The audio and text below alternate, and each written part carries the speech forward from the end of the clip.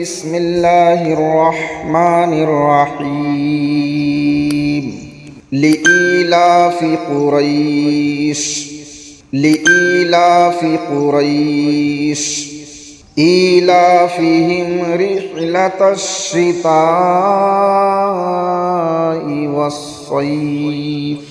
إيلافهم رحلة الشتاء والصيف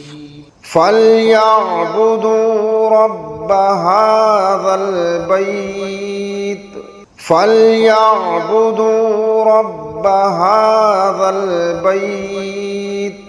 الذي أطعمهم من جوع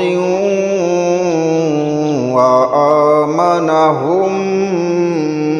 من خوف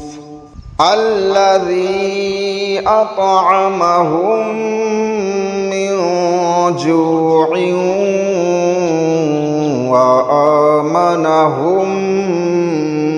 من خوف